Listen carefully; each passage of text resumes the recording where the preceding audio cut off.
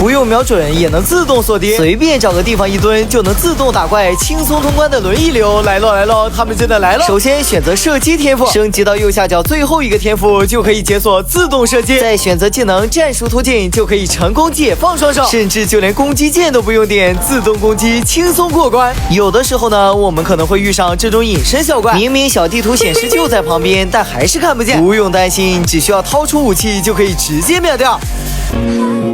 做事要讲良心，讲良心。